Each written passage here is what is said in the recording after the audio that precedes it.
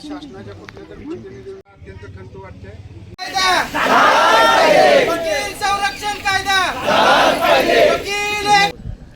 मी पंढरपूर अधिवक्ता संघाचा सदस्य ॲडव्होकेट शक्तिमान सजराव माने व माझे सहकारी प्रतापसिंग शेळके हे आम्ही कालच्यापासून आमरण उपोषणाला बसलेलो आहे. याचं कारण म्हणजे 2 तारखेला 7 तारखेला जो DSP म्हणजे दत्तात्रय सुखदेव पाटील ह्या वकिलांवर हल्ला झाला, असा जीवघेणा हल्ला त्यांच्यावर झाला.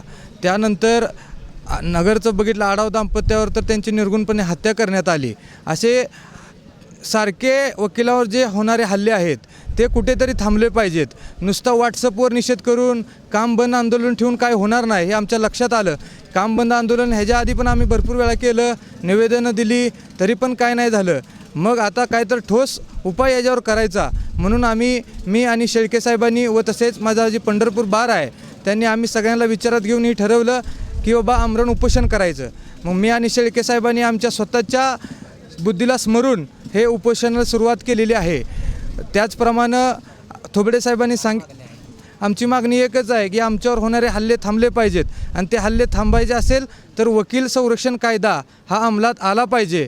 आणि आता आमचे जे सोलापूरचे बार काउन्सिलचे सदस्य आहेत थोबडे साहेब, त्यांच्या नेतृत्वाखाली त्यांनी सांगितलं की बाबा मी सुद्धा बार काउन्सिलच्या चेअरमनला कळवलेलं आहे आणि त्यांचा मगाशी मला फोन आलेला आहे की बाबा मी काय पण करून उद्या तुम्हाला भेट देतो आणि मी तुमचा समजूत घालायचा प्रयत्न करतो किंवा आणि मागणी जर मान्य नाही झाली, आमच्या मागण्या मान्य नाही झाल्या तर आम्ही इथून उठणार नाही, अन्नाचं एक कण घेणार नाही आणि पूर्ण महाराष्ट्रातला बार आम्ही बंद करणार आहे. पूर्ण सोलापूर जिल्हा असू द्या, महाराष्ट्र असू द्या, कुठल्याही कोर्टाचं कामकाज चालणार नाही आणि ही प्रयत्न आम्ही थोबडे साहेबांच्या नेतृत्वात करणार आहे अशी मी ग्वाही देतो.